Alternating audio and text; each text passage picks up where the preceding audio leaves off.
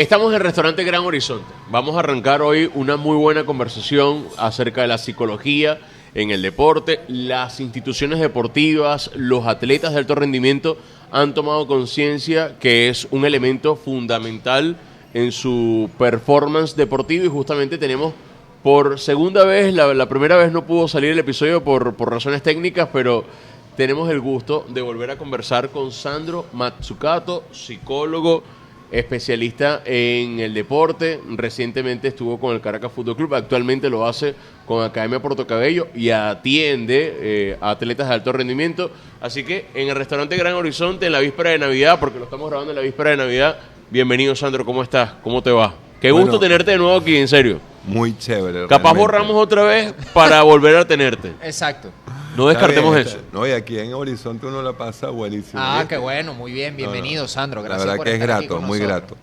grato. Ahorita que estabas planteando un poco el hecho de lo importante que es para las instituciones ir incorporando el psicólogo, yo creo que las instituciones han ido incorporando al psicólogo, al nutricionista. Los fisioterapeutas cada vez se especializan más y cubren no solo funciones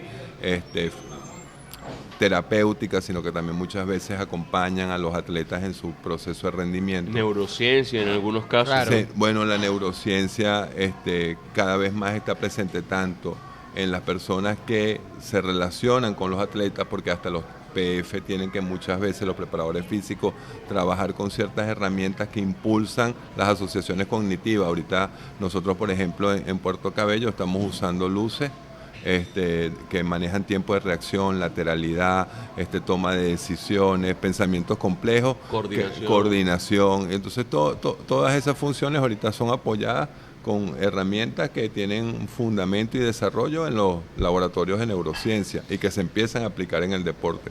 Y todo esto pasa porque cada vez el concepto de atleta es más integral. Claro, más exigente también. Más exigente. Un atleta hace 20 años, 25 años, era alguien que tenía talento en un deporte. Ahora un atleta es una persona que tiene un talento en un deporte, pero que tiene que trabajar en diversas áreas para optimizar su rendimiento al tope.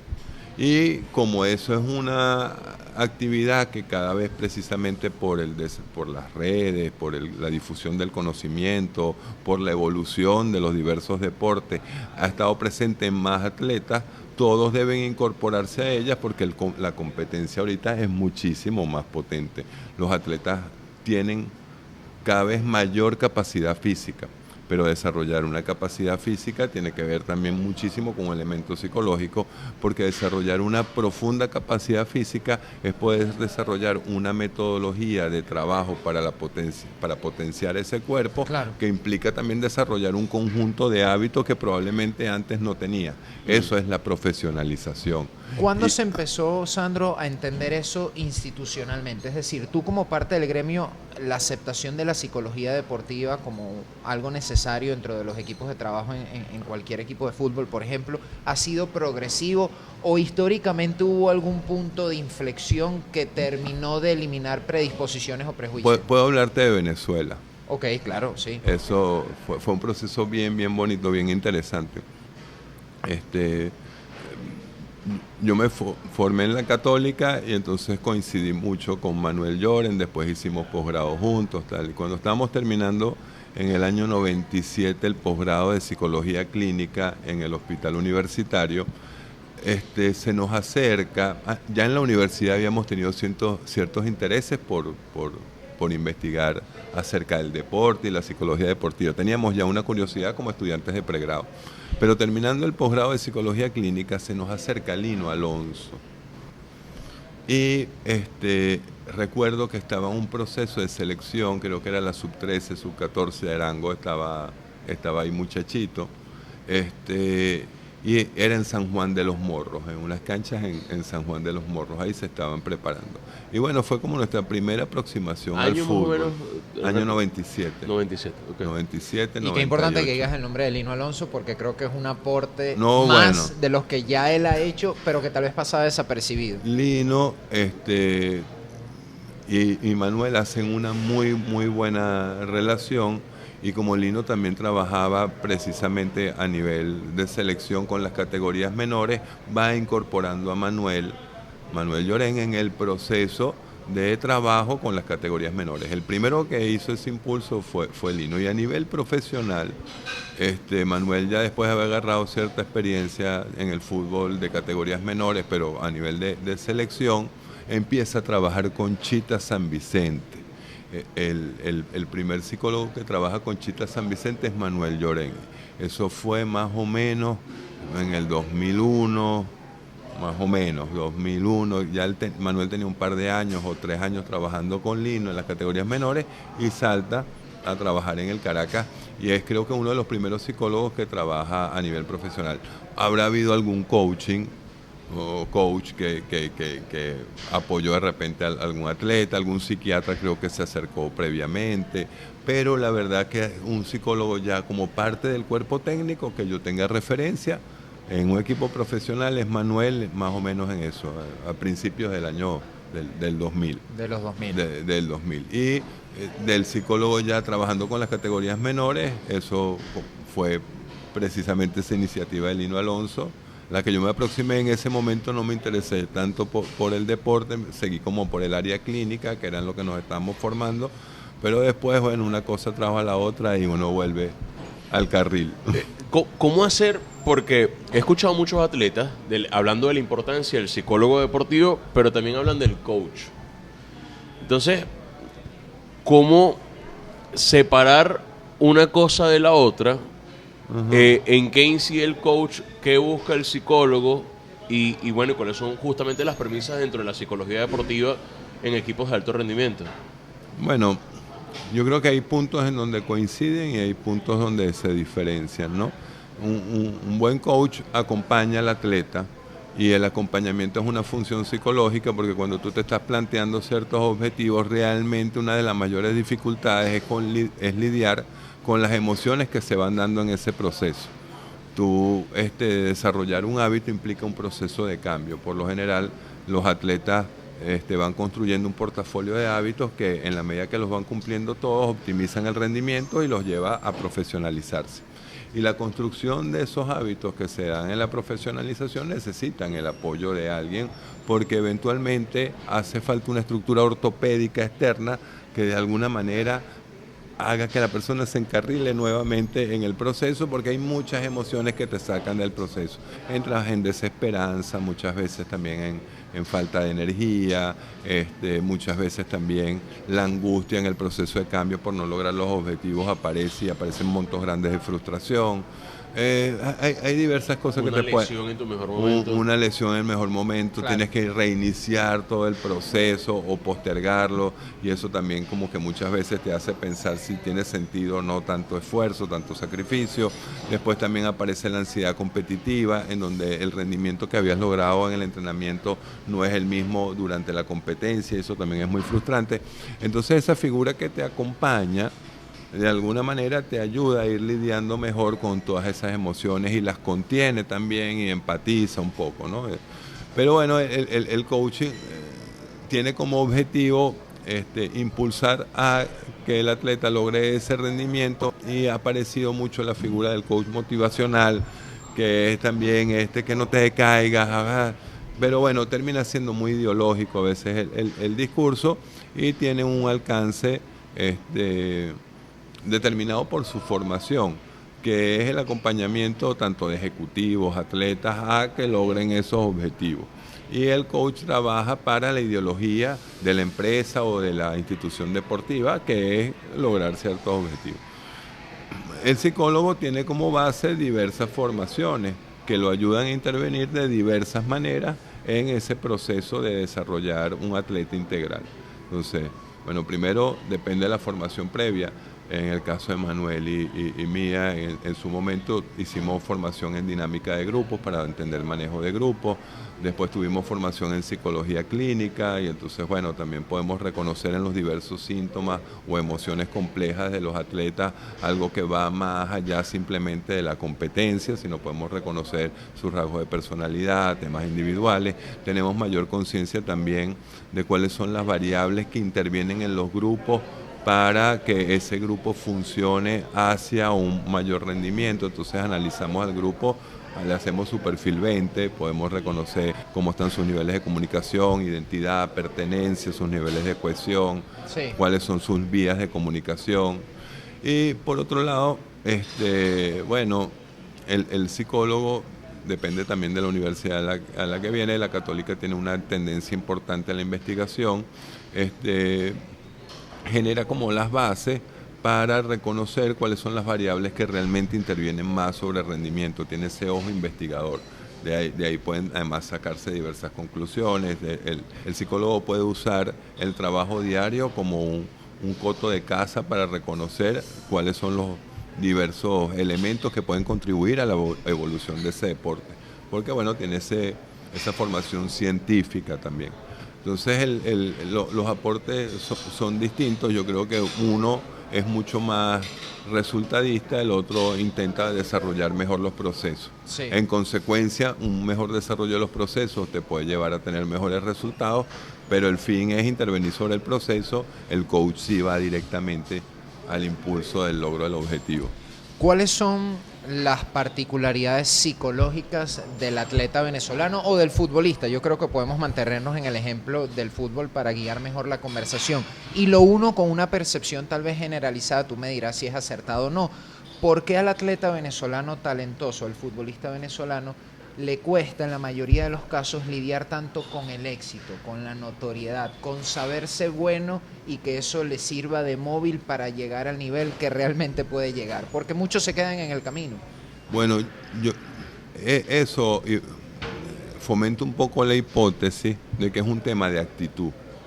Okay. Que el jugador venezolano, como no se cree lo suficientemente capaz, que su autoestima no es lo suficientemente buena, no termina de desarrollar ese talento que lo impulse a seguir evolucionando y creciendo. Pero puede pasar el otro extremo, que se sabe y se cree tan bueno que baja la guardia, diciéndolo en términos coloquiales. O también que piensa que tiene un talento superlativo y que de alguna forma ese talento lo va a respaldar en cualquier circunstancia. Y no entrena o no se exige a la altura de lo que tiene que hacer. Y ahí voy un poco al punto, ¿no?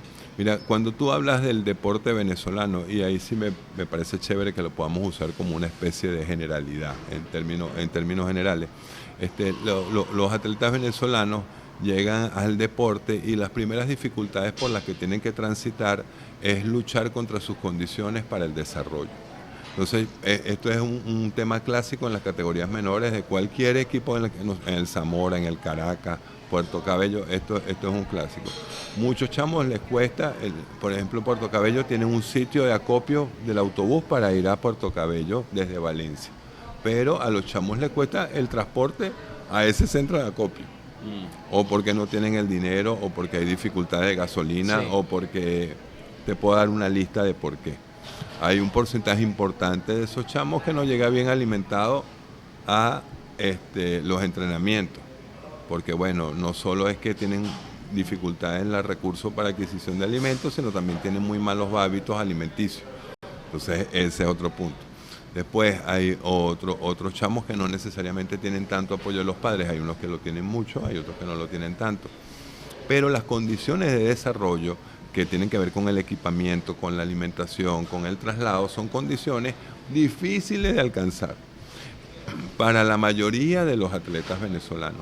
Eso a su vez te dice que estamos resolviendo cosas como más básicas, que muchas veces te lleva a suponer que las que le siguen, que es, bueno, esta persona tendrá el conjunto de hábitos, la estructura familiar, que le permite entonces tener la capacidad de tener una vida más estructurada, que es una de las bases que te permite después tener estructurado también tu modelo de entrenamiento, tu modelo de alimentación, tu modelo de descanso, claro, que es a su vez lo que te lleva después a asumir la profesionalización de manera más fácil. Si coño, las condiciones de desarrollo, no hay problema. Las condiciones de desarrollo están, es una lucha alcanzarlas, eso muchas veces no te da la estructura suficiente para que las condiciones psicológicas que están posteriormente y que se basan en las categorías que esas condiciones de desarrollo te dan, se formen porque la formación de hábitos también se forma a través de una vida predecible, una estructura, una vida estructurada, estabilidad. una estabilidad. Cuando tú vives estás resolviendo urgencias. cuando vives En la resolviendo base de la urgencias, pirámide de Maslow. entonces, bueno, ¿qué es lo que termina pasando? Que sí, los atletas que tienen, o los deportistas que tienen mayores habilidades, logran ir ascendiendo en las categorías menores, pueden llegar a un equipo de primera, pero no necesariamente tienen interiorizado todos los elementos que requiere un atleta integral, que son la suma de hábitos, que muchas veces, mira, Venezuela tiene un tema interesante a nivel educativo. Muy pocos chamos van a preescolar. Primaria es algo natural, pero en preescolar todo eso de mete el cuadrito dentro del cubito, juega con la plastilina, haz dibujos, todo eso genera las categorías básicas para la adquisición de la lectoescritura. Pero nosotros muchas veces, como la educación le da mucho más peso a la primaria, arrancan desde la primaria y no generaron esas primeras categorías, entonces bueno, ya empieza con carencias en el proceso de desarrollo de la primaria. Entonces, si extrapolamos eso al deporte, los atletas cuando llegan a cierto punto, que es a la profesionalización, todavía tienen muchas carencias para el desarrollo de la profesionalización. Y entonces sí, todo pasa a ser como ideas muy abstractas, o soy muy bueno o soy muy malo.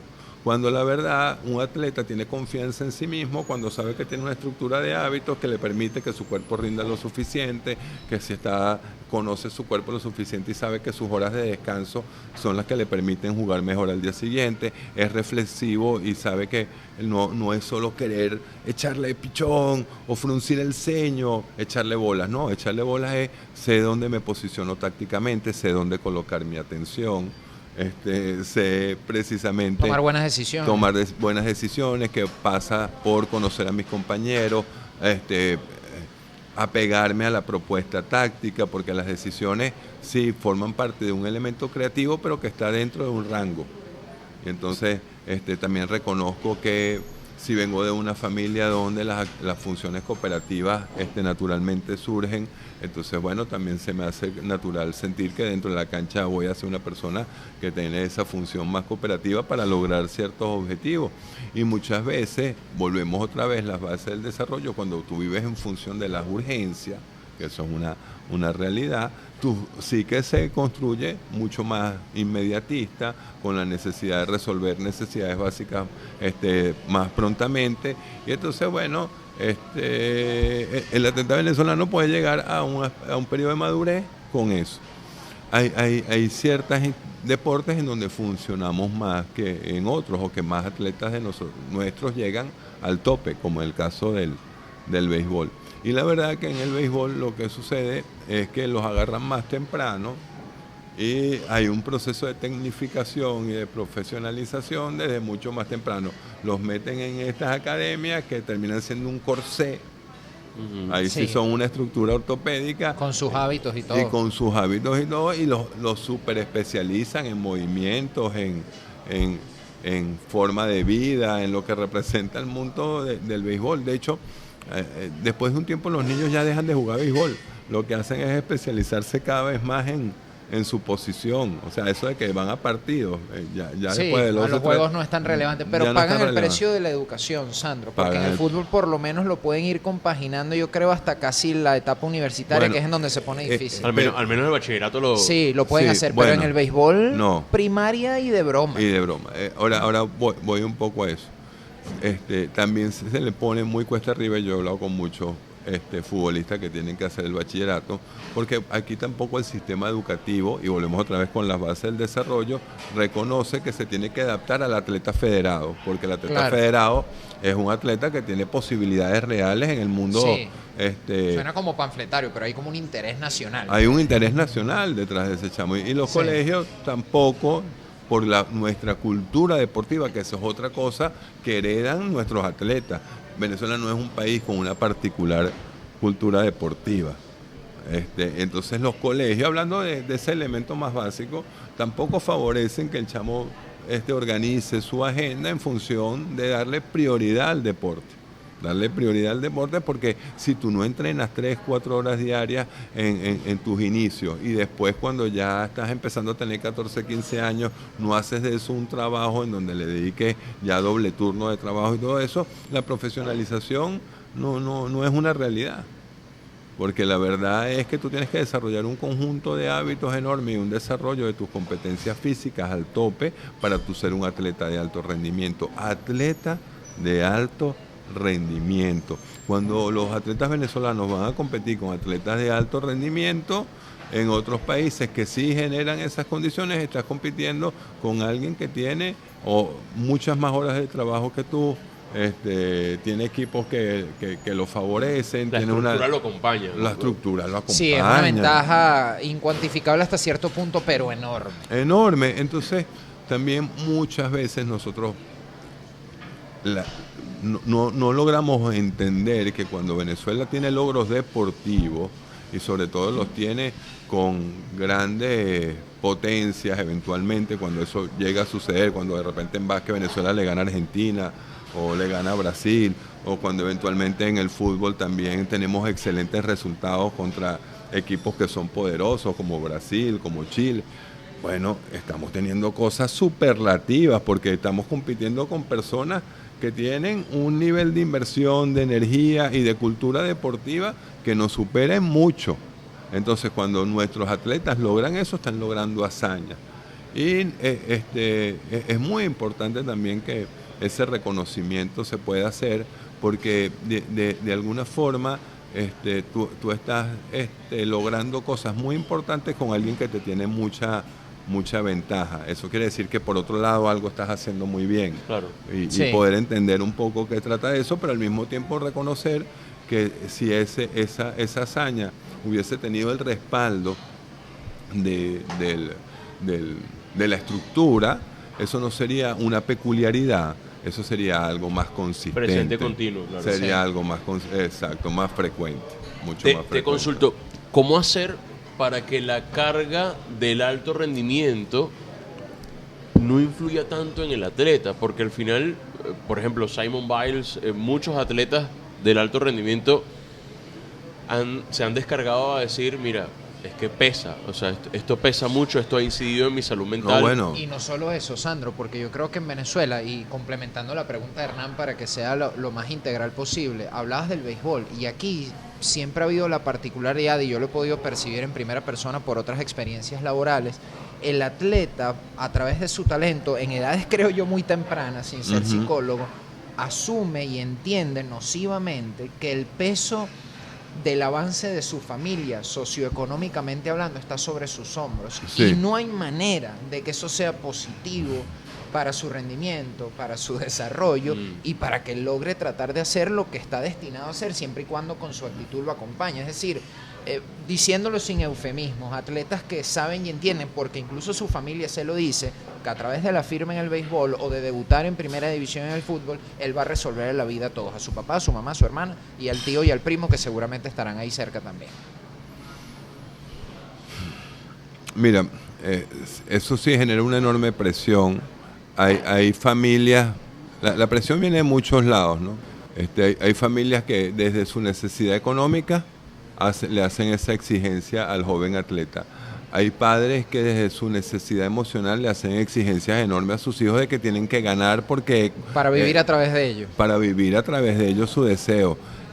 Hay padres que, por otro lado, también se ponen muy exigentes en cuanto al nivel de trabajo con respecto a los entrenamientos y no necesariamente el niño está tan enamorado de ese deporte que practica, pero bueno, sí cumple como una expectativa del papá.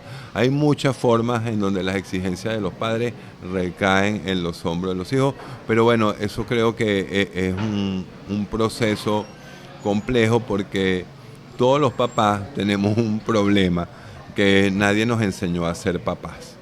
Y hay una parte de la realidad que la cultura está muy versada al éxito. Y los papás pretendemos que nuestros hijos sean exitosos. Y ese concepto del éxito es muy abstracto, es muy amplio pero por lo general está relacionado con ganar o lograr victorias y eso puede ser visto desde lo económico hasta simplemente lo deportivo, pero está puesto ahí. Esa necesidad de éxito cultural ha llevado a la sobreexigencia de pedir algo que no se ve, que al final no se sabe cómo se logra. Todo el mundo quiere el resultado final, la consecuencia última, que la confunden con una meta y dejan abandonados los trabajos básicos que requiere al final cualquier persona para desarrollarse. Entonces, el papá que quiere el éxito y habla de lo económico no le está enseñando a su hijo la disciplina de ser metódico con su trabajo físico. El papá que quiere el éxito, que quiere que el hijo gane, le mete una presión gigantesca y no le está enseñando que para lograr el objetivo deportivo y lograr la máxima ejecución posible, tienes que aprender a modular tus emociones, lograr la máxima tranquilidad, desprenderte de tu deseo, y eso te va a permitir ser más fluido en tus movimientos, por ejemplo. Eso no se lo dice el papá. Entonces, ¿qué es lo que sucede? Todos los papás que confunden metas con consecuencias. Llegar a las grandes ligas, hacer 3 goles, ganar este torneo, lo que sea que el papá le esté exigiendo al hijo, le está exigiendo algo que al final es una consecuencia, no la puedes plantear como una meta. Tú le puedes decir a tu hijo, por ejemplo, si está en un torneo de golf, hijo, intenta relajarte antes de cada tiro. Esa es una meta interesante. Pero un papá que le dice a su hijo... Y la consecuencia será que meta el... Sí, no, tiene que hacer una tarjeta de 5 bajo par. Y hay una probabilidad alta de que él tenga un mejor rendimiento en ese. Aumenta la probabilidad, no la garantiza, pero mientras más relajado estoy, aumenta la probabilidad de que mis ejecuciones sean mejores. Esa es la realidad. No aumenta la probabilidad de que gane el torneo, aumenta la probabilidad de que yo juegue mejor. Y eso puede aumentar la probabilidad de que gane el torneo, pero no necesariamente, porque puede haber alguien que juegue mejor que yo. Pero los consejos de los padres por lo general no van hacia ese tipo de cosas. Si el papá tiene un hijo delantero, no le dice, hijo, posiciónate bien entre los centrales, o hijo, haz más diagonales que no hiciste tanto, o busca presionar más al arquero. No, les dicen, hoy haces 3 goles. Sí. Y el chamo sabe que tiene que hacer 3 goles, imagínate si tú. Hoy neutralizas al delantero. Y luego no se quiere montar en el carro con el papá si le fue mal y jugando. después cuando viene de regreso viene el regaño. Es que te quedaste muy pasivo. ¿Ese problema es universal o está agudizado en Venezuela? Es universal porque, bueno, creo que ese punto cultural del éxito está representado en la cultura occidental, por lo menos sí, de una manera muy, muy específica, ¿no? Entonces, eso también pasa con el papá que le dice, si tú no eres grande liga, estamos todos fregados. Eso también pero quiero decirte que las exigencias de los padres, tanto las económicas como las emocionales, tienen un peso enorme, gigantesco, sobre el atleta en formación, gigantesco. Es que después de tú explicar esto, si el atleta igual llega a grandes ligas y lo logra, es un héroe. Y la otra cosa es que si el atleta no llega a grandes ligas, pero se le trabajó en aprende a modular tus emociones, a desarrollar un conjunto de hábitos, a ir logrando objetivos paulatinos para mejorar su rendimiento, ese chamo, aunque no sea grandes ligas, tiene la estructura de cómo se logran objetivos para la vida y lo va a poder hacer después en llevar adelante un emprendimiento, lo va a poder llevar en su carrera profesional si se estudia, si monta un negocio va a poder lograrlo, porque aprendió a estructurar el formar a tu hijo para ser un atleta de alto rendimiento, es formar a tu hijo para ser una persona que logra objetivos. ¿Sabes qué? Por ahí iba. Hay una famosa frase de Marcelo Bielsa cuando dirigió al Olympique de Marsella, que dice, traguen veneno, después de un partido donde, bueno, generaron una buena cantidad de situaciones de gol, pero no ganaron el partido, y eso significó perder un poquito el buen ritmo que tenían en la Liga de Francia para buscar el título. Y él decía, traguen veneno, porque al final todo se equilibra. La frase es muy buena, la frase le dio la vuelta al mundo, pero no siempre es así.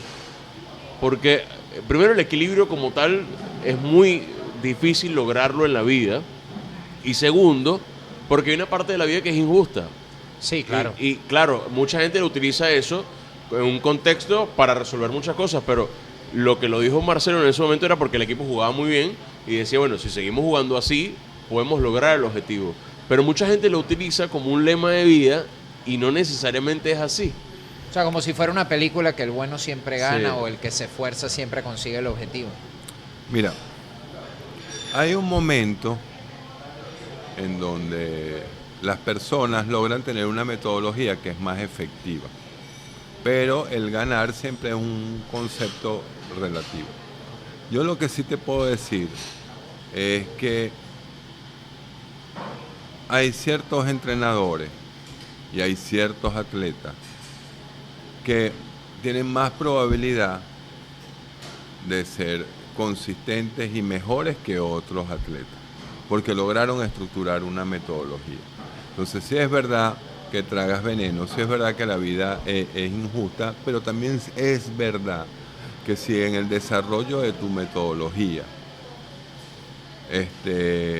lograste tocar los diversos aspectos que mejoran y potencian tu rendimiento, tú vas a tener una mayor probabilidad de éxito en proporción a tu talento. ¿Por qué planteo esto?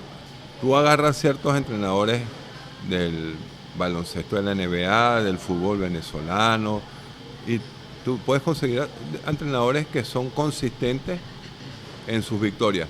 Ser campeón y lograr un campeonato sí es algo que implica una cantidad de factores gigantescos en donde no es tan sencillo, a pesar de tu poder ser consistente, lograr el campeonato final. Son muchas variables. Muchas variables, pero tú puedes ver en Chita una consistencia hacia la victoria. Claro. O sea, él en todos los años tiene siempre muchísimos más juegos ganados que empatados o perdidos, que siempre logra resultados específicos, por lo menos de llegar. Es el técnico más ganador del fútbol venezolano. Sí, tan sencillo que como eso. es natural llegar a postemporada. Es muy, muy excepcional que eso no suceda.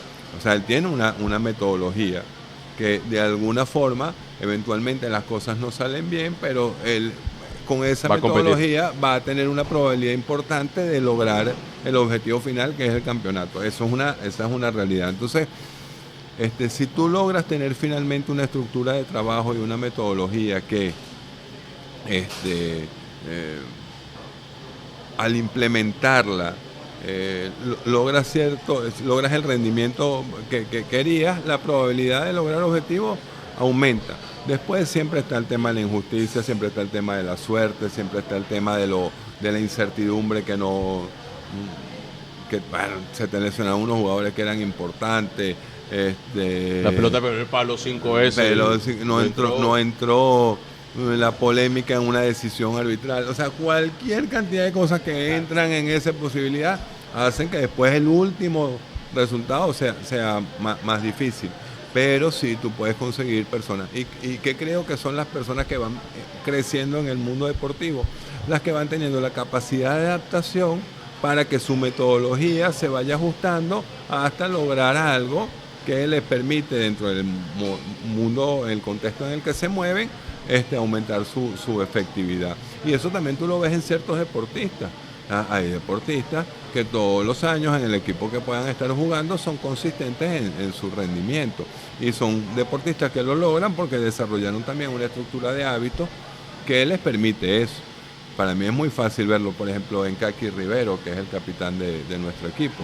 Kaki es una persona que tiene una metodología de trabajo y es riguroso con su metodología de trabajo. Él incluso nos habló hasta del estoicismo alguna vez, ¿no? Bueno, nosotros conversamos mucho, es un tema que compartimos.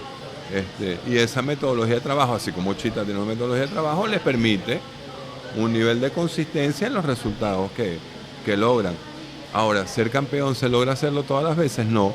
Pero entre esas dos personas tú ves que las probabilidades de que ellos puedan estar en equipos donde eso suceda aumenta. Es alta, ¿no? Y además es un deporte colectivo en donde, más allá de los hábitos de Kaki o la disciplina, la metodología de trabajo que mencionas o del propio Chita, hay mucha gente más involucrada. Son 11 jugadores en cancha, no es solo está Kaki. Involucrado todo, hasta el cuerpo de prensa, todo lo que ahí forma parte, todo el mundo está rajuñando. Todos dependen también de ese resultado.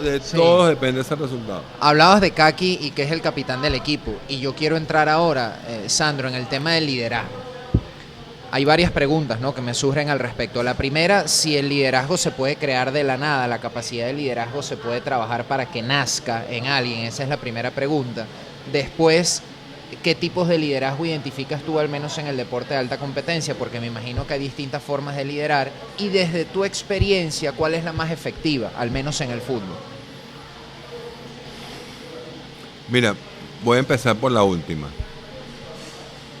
Las personas que tienen un liderazgo efectivo son las personas que se expresan asertiva y congruentemente con respecto a cómo son. Es decir, una persona cercana, si es genuinamente cercana, eso va a influir de manera potente sobre sus jugadores. Una persona de repente más estricta, más severa, va a ser efectiva si esa además es una relación congruente que tiene consigo mismo y con si los exige demás. de la misma manera a sí Si mismo. se exige de la misma manera a sí mismo. Entonces, ¿qué creo que es el factor principal para que el liderazgo tenga influencia sobre el otro? Que el punto de partida de ese liderazgo sea lo genuino de la persona. La coherencia entre La lo que se dice y lo que se hace. entre lo que se dice y lo que se hace, la coherencia en la personalidad, la coherencia en los valores, la coherencia en los principios. Yo creo que ese es el principal factor. Habrán liderazgos mucho más cercanos, habrán liderazgos más autoritarios, pero sobre todo que la persona que esté expresando lo que está expresando y como lo está expresando, lo haga de forma muy genuina. Cuando de repente alguien que es un poco autoritario quiere intentar ser más cercano para ver cómo y no se ve honesto, no se ve transparente, ya ahí todo ese liderazgo se desploma, ¿no? Nosotros tenemos muchísima influencia en los demás, en nuestro entorno, cuando somos realmente genuinos. Y desde la personalidad, desde el introvertido hasta el extrovertido.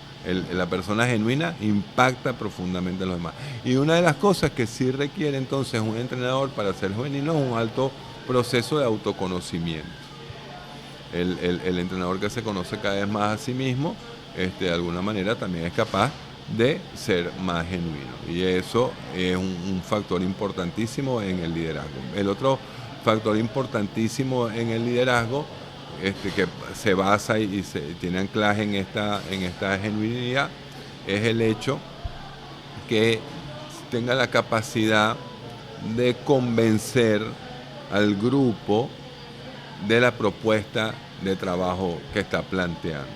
Entonces, un entrenador debe tener realmente y hacer un esfuerzo porque el grupo entienda la propuesta de trabajo y entienda la propuesta táctica, pero después tiene que reconocer que el grupo la haya validado.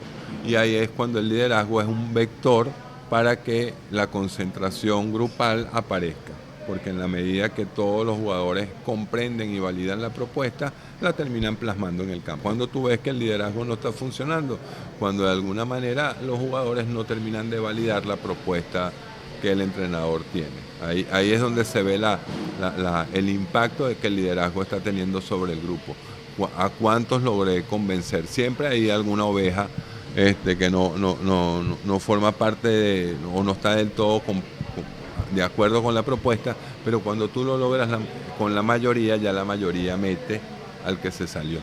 Claro. Y entonces, de alguna manera, esa propuesta muchas veces es una cultura de trabajo, es una propuesta táctica, es un sistema normativo, y que el entrenador tenga muy, muy claro todo eso. Y que lo haga respetar de manera clara todo eso es lo que hace que su liderazgo funcione. Por ejemplo, un entrenador que sea discrecional en el uso de la norma. Claro, pierde credibilidad, legitimidad. Que unos tengan privilegios y otros no. Que unos tengan privilegios, otros no. Que exija cosas que exija cosas que no se exige a sí mismo. Que su nivel de compromiso esté por debajo del nivel de compromiso de las personas con las que él trabaja. Todo ese tipo de cosas hacen que el liderazgo se desplome, ¿no? En cambio, todo lo contrario es precisamente lo que hace que el liderazgo se afiance.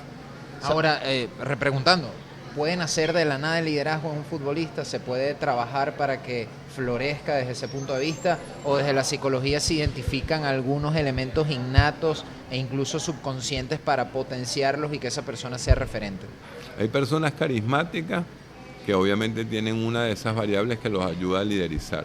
Hay otros que no les interesa ser líderes, ¿no? Hay otros que no les interesa ser líderes, hay otros que son líderes sin quererlo ser, igual tienen un alto nivel de influencia. Lo que sí es cierto es que hay unas personas que naturalmente lo tienen. Chita, me imagino que fue una persona que tuvo liderazgo natural desde el principio, y eso lo pudo reconocer el doctor Valentiner. Pero he visto también muchos jugadores que en la medida que van creciendo, van siendo más líderes.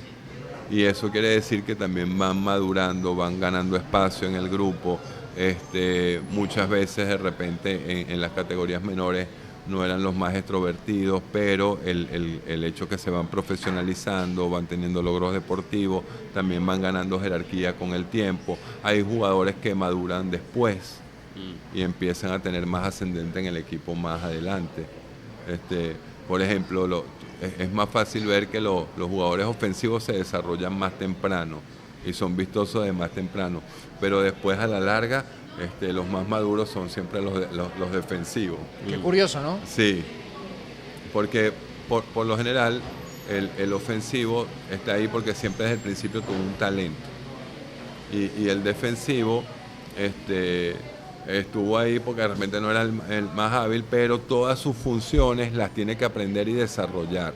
Entonces cada vez tienen la experiencia táctica, les da mucho peso. Tienen que trabajar mucho precisamente para compensar de repente que no eran tan hábiles, pero entonces se hacen más fuertes o tienen que ser más rápidos. Después tienen que ser más inteligentes porque tienen una lectura del juego y lideran. Entonces ya y ven todo el partido de frente también, como tienen todo el defensor, partido como de frente, los guardametas. igual los guardametas. Entonces tú ves que muchos guardametas y centrales terminan siendo líderes de sus equipos, pero también lo hacen cuando tienen una edad más madura, a los 27, 28 años, 30 años, y se afianzan como líderes y capitanes de su equipo, pero después.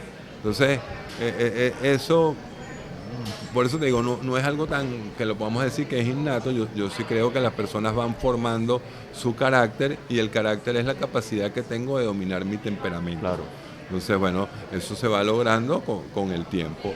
Y las estructuras de trabajo también ayudan en la construcción de todos esos hábitos a tener una confianza después en lo que hago, y en la medida que yo tengo más confianza en lo que hago, todas las personas que liderizan un proceso son personas que en algún momento tuvieron metas personales y las lograron liderizar en sí mismos.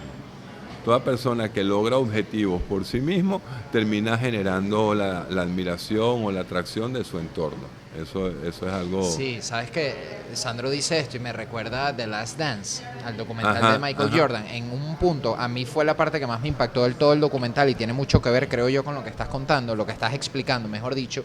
A Jordan le muestran declaraciones de sus compañeros de ese momento, hablando de los niveles de exigencia que él como compañero tenía, que a veces era, según el criterio de ellos, extremadamente duro, y que los llevó hasta cierto punto a ser campeones también, ¿no? Y él es donde se quiebra. Yo de verdad me sorprendió porque le hablan de 1000 situaciones y él en ningún momento como que se quiebra emocionalmente. Y él dice, creo yo, algo que resume lo que tú estás explicando. Yo nunca les pedí nada que yo no estuviera dispuesto a hacer o que yo no estuviese ya haciendo.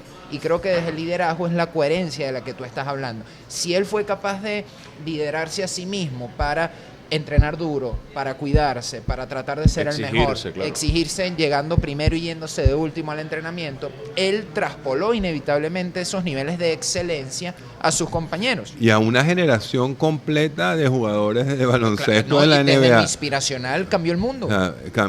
Cambió el mundo. Después Kobe Bryant como que terminó de reafirmar toda esa metodología de trabajo. Sí, y lo hizo cada vez más estructurado. Hay el documental que está en Netflix del equipo Redentor, porque como no habían tenido unas experiencias buenas en la Olimpiada y el Mundial anterior, el equipo que lidera Kobe Bryant lo llaman el equipo Redentor, pero lo que hace precisamente es estructurarse de manera impresionante en toda la pretemporada previa a la Olimpiada, y generó unos cánones de trabajo que hizo inevitable que por vergüenza que el resto de compañeros no Claro. no se apegaran a ese proceso. Y la otra cosa también que hizo fue decir, nosotros no podemos seguir jactándonos que somos la potencia del baloncesto mundial y está perdiendo las Olimpiadas. Esta claro. Olimpiada la tenemos que ganar sí o sí, y la única manera de trabajarlo, estos no son ningunos niños los que vamos a enfrentar, es trabajando como unas bestias. Y asumiendo que no vamos de paseo para la Olimpiada, Sí. sino que vamos precisamente con compromiso. Y eso lo contagió. Y ahora cuando tú ves los jugadores de la NBA, todos logran cosas físicamente, técnicamente y tácticamente superlativas, pero sobre todo física y técnicamente. El básquet FIBA tácticamente les ha mostrado que, algo muy, muy importante, ¿no? Pero físicamente y técnicamente tú cada vez son más súper atletas, o sea, Claro. y eso es porque han desarrollado una cultura de trabajo que atletas como estos fueron masificando o haciendo atractiva y mostrando que ese método aumenta la probabilidad de que tú seas un deportista consistente de alto rendimiento. Y además un poco la historia de Kobe Bryant es interesante porque él al principio no le fue bien. Él no fue un jugador destacado cuando empezó a jugar baloncesto. Y la única manera que él consiguió para destacarse fue precisamente trabajando más, porque vio que había muchas personas que tenían un talento que lo superaba. Yo tengo una pregunta, Sandro, es que, porque ya estamos como llegando al cierre, hay un término que a mí particularmente no me gusta, es muy despectivo acerca de los equipos venezolanos, que es, ya pasó la venezolanada, ¿no? Que se refiere a, en los últimos minutos el equipo venía bien y el equipo se derrumbó. Entonces, uno, ¿con qué tiene que ver eso? Se tiene que ver con los niveles de concentración. Y la segunda es, hay una frase que dice, nada es más contagioso que el entusiasmo, pero la duda también se contagia. Mira, nosotros seguimos pensando que los equipos venezolanos se desploman al final. Yo estaba hablando con jugadores del baloncesto venezolano que fueron al Mundial ahorita, hace poco. Y nos decía, cuando nos toca jugar con los equipos europeos, lograr mantener la intensidad un cuarto es bravo, 2 cuartos es bravo, pero ya en el tercero y cuarto no somos capaces de mantener la intensidad de los equipos europeos, porque los equipos europeos son superiores. Mentalmente. Mentalmente, físicamente, técnicamente, Bueno, tácticamente. pasó a Venezuela con Eslovenia. Con Eslovenia, en el Mundial. Con todos los equipos que enfrentó en el Mundial. Hizo un juego chévere contra Francia, hizo también, estamos hablando en la pretemporada. Sí. En los amistosos. En los amistosos contra España. Hicieron juegos muy chéveres, pero se desplomaban en algún momento. Nos pasa con el fútbol. Mira, cuando a nivel físico nuestro biotipo, el scouting no está tan bien hecho y entonces no siempre físicamente competimos igual. En el caso del baloncesto, esta generación había logrado cosas importantes, pero bueno, ya también era el cierre de su ciclo, se podría decir. Después, en el fútbol, nosotros cuando vamos a jugar contra equipos brasileros o argentinos, hablando de equipos profesionales, son equipos que su nómina es 10 o 20 veces la nómina que tenemos nosotros. La jerarquía de sus jugadores en las instancias que han participado, en los equipos donde han estado, son 10 o 20 veces por encima de nuestros jugadores. La talla y el biotipo está también por encima de nuestros jugadores. Hay una cantidad de cosas, los sitios donde trabajan, las metodologías de entrenamiento que utilizan, la inversión que hay en torno al fútbol en esos países, en Brasil y Argentina, es superlativamente superior a la nuestra. Porque nosotros pensamos que nuestros jugadores van a jugar de tú a tú con la misma intensidad durante todo el tiempo. Viene la venezolanada porque por más tú compensas al principio con una sobreexigencia para poder estar más o menos a nivel de esos equipos, pero esa sobreexigencia te pasa factura en algún momento del juego. No vas a mantener los niveles altísimos de concentración para de alguna forma además compensar ciertas déficits que tienes con respecto a ese equipo. Tienes que marcar más duro, tienes que ser muchísimo más defensivo, tienes que estar muy encima de la marca, tienes que tomar decisiones y entonces a veces la técnica no te acompaña, pierdes más rápido la pelota. Son una cantidad de cosas que están ahí, entonces no es la venezolanada. Es que bueno, nosotros estamos a un nivel de la evolución deportiva en algunos deportes y eso requiere que para poder jugarles de tú a esos equipos, nos faltan de repente unos años para alcanzar ese nivel o un trabajo metodológico que nos permita lograr ese nivel. A eso iba, y para cerrar, Hernán hablaba de la duda, entiendo el tema de la sobreexigencia que te pasa factura, coloquialmente hablando, en algún momento del partido, ¿no? Utilizando el ejemplo del fútbol. Fernando Batista, en algún momento también recientemente ha dicho que tiene que haber un cambio de mentalidad en la selección nacional para tratar de conseguir objetivos que hasta ahora no se han podido lograr, como es el hecho de clasificar a una Copa del Mundo. ¿Hay duda, hay predisposición histórica por la adversidad que Venezuela ha tenido en el fútbol? Es decir, puede ser que cuando la selección venezolana esté a las puertas de conseguir algo importante, no se crea a la altura del propio éxito que va a conseguir. No estoy de acuerdo con eso. No estoy de acuerdo con eso porque de alguna forma estaríamos diciendo que ese logro deportivo no se alcanza por la actitud que tienen los jugadores en un momento determinado o la falta de confianza que tienen los jugadores para... O las consecuencias de las metas que... Ajá. Y la verdad es que cuando estamos cerca de lograrlo... Bueno, claro, como una predisposición al fracaso, quiero decir. No es una predisposición al fracaso. No, lo que nos llevó ahí es una condición al fracaso. ¿Por qué?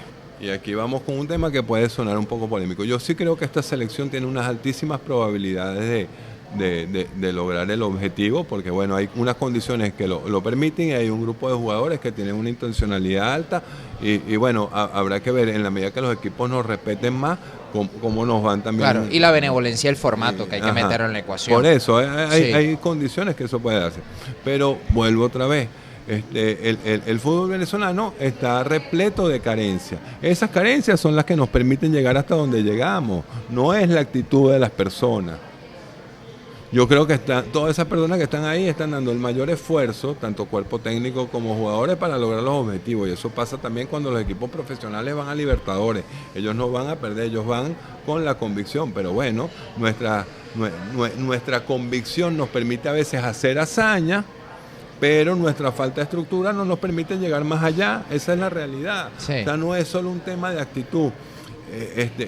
Yo entiendo que históricamente el fútbol venezolano pasó por un periodo muy largo en donde siempre fue la cenicienta, pero la verdad que ese equipo que logró primero con Richard Páez y después con Farías a estar en una posibilidad fue porque ya sus jugadores habían estado en ligas mejores, porque esos fueron equipos que se desarrollaron desde las categorías menores y tuvieron una mejor formación de los equipos que los precedieron, que cada vez empezamos a tener jugadores más técnicos, que antes no teníamos jugadores técnicos, empezamos ahorita a tener jugadores más técnicos, que hay jugadores que se han formado no solo en Venezuela, sino han tenido también la oportunidad de formarse fuera y eso les ha dado un mayor nivel. Entonces el equipo que tenemos ahora tiene mucho más nivel que equipos anteriores y eso ha sido progresivo, pues. Probablemente habrá una selección que uno puede decir, no, esa fue la mejor selección. No quiero debatir cuál es la mejor selección, pero lo que sí quiero decir es que nosotros avanzamos en la medida que evolucionamos como país deportivo, como cultura deportiva del fútbol. Entonces, nosotros no podemos pensar que estamos al igual que un país como Argentina, en donde la cultura del fútbol está... Hay miles de equipos. O Brasil. O que la mera actitud acorta esas distancias es suficiente para equiparar las cosas. Y que la mega actitud va... el chabolismo. El chabolismo. Hay que jugar, hay que tener gente formada, hay que tener gente técnica. Hay un cuchillo dicho entre los dientes. Hay un dicho que dice, deseo no preña. Sí. Y nosotros seguimos pensando, y eso sí es muy venezolano, que como somos bravos, y no quiero decir la otra palabra, porque somos arrechos, nosotros vamos a lograr todo con eso. No tenemos que lograr eso cuando desarrollemos las condiciones para lograr eso. Y el mundo ahorita está como bajo esa premisa también, de lo que te preguntaba Hernán hace rato, como si lo sueñas lo puedes lograr. Y es como, ese positivismo puede ser tóxico. Eso es mentira. Me encanta ese pragmatismo, porque es la verdad.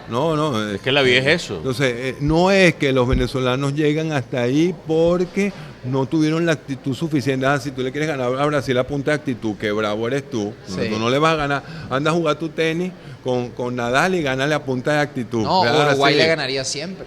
¿Ah? Uruguay le ganaría siempre, entonces, con la famosa garra charrúa, si fuese un tema de actitud. Pero la verdad es que Uruguay siempre tiene altas probabilidades de lograr sus objetivos, más allá de que puedan tener muy buena actitud o que tengan muy Por buena otras garra, cosas. porque tienen Claro, jugadores, buenos jugadores. importantes que juegan en ligas de primer nivel, que siempre están en Sí. puntos top, entonces no es. Por alguna razón nuestros jugadores, bueno, tenemos ya algunos jugadores haciendo. Ángel Herrera está haciendo cosas interesantísimas, tenemos jugadores, pero bueno, hay equipos que te tienen, no un Yángel, tienen 10, 12 en equipos top, por algo los tienen, porque bueno, tienen una base, eso al final es la base. Entonces nosotros siempre queremos que el tope tenga la actitud, ¿no? La actitud la tiene que tener la base, y la actitud de la base es una actitud muy humilde. No es la actitud esa que queremos que somos bravos y lo vamos a lograr. La actitud de la base es la actitud del trabajo, la del que se para todos los días a hacer lo mismo, el que trabaja con los niñitos, el que forma y tecnifica a muchachos de categorías inferiores y que es un formador que se quiere dedicar más a la formación que a ganar. Sí. Eso es la Para que base. sea la consecuencia. Esa es la base. Y ahí sí salen jugadores con confianza, porque saben que están muy bien físicamente, técnicamente, tácticamente, que cuando se enfrentan a otros equipos ellos no tienen nada que sentirse por debajo. Sí, porque ahí es saben- donde desaparece el complejo Ahí realmente. es donde desaparece el complejo. Ahí sí desaparece el complejo. Porque te sabes preparado Porque para la te ocasión. sabes y porque sabes que mis instituciones son sólidas, son buenas, que yo no salí de la nada. Sino que, o sea, un chamo que se formó en el Barcelona, por decir algo, él sabe de dónde salió. Claro. Lo mismo que le pasa a un chamo que salió del Caracas y que ahorita pues, seguramente va a ser un chamo que salga de Puerto Cabello, o sea que hay una estructura, hay un equipo interdisciplinario que me apoya, hay una metodología que me lleva a crecer de determinada manera. ¿Ese chamo va a tener más confianza? Claro. Bueno, bien interesante. Sandro. Este sí quedó. Sí. Este todo bien. Yo creo que me censuraron el otro. No, No, imagínate. No sé y qué dije, Alexander yo no, estaba cosa- pensando que habré dicho la No otra vale. vez que no, vale. no vale. dije algo inadecuado. No, en lo No, absoluto. al Todo revés. lo contrario, fíjate, y no porque estés aquí, nosotros siempre conversamos de verdad, y no porque estés aquí, que qué lástima que se perdió. Hacemos un Cualquiera- diagnóstico apenas terminó el programa. Ajá, cualquiera nos hubiese dado lástima, ¿no? Que no se malinterprete, pero de las charlas que más hemos disfrutado fue la primera contigo y ahora esta otra vez. Ah, bueno, me alegro. Son las que esté- más donde más escuchamos. Sí. O sea, intervenimos menos, escuchamos más. Bueno, esta les mucho agradó menos. también, entonces. Claro. estuvo Una chévere. De hecho, barbaridad. vamos a hacer otra en algún momento. Buenísimo. O sea, esta va a salir, tranquilo. Confía en eso. Pero No, la, no. la parte 2. Porque además es un tema del que sí se habla más, pero no creo que con este grado de profundidad ni tocando los puntos que tú profesionalmente nos has dicho hoy, que con la actitud no basta. No, y que dices realidad. Realidades, claro. Para nosotros es en verdad un privilegio y un gran honor. Primero que estés No, aquí buenísimo, con nosotros. buenísimo. Y segundo que la gente humildemente en nuestro canal pueda escucharte a ti también. Hernán y yo además somos amigos entrañables. Así ¿Eres que su psicólogo? Su pana.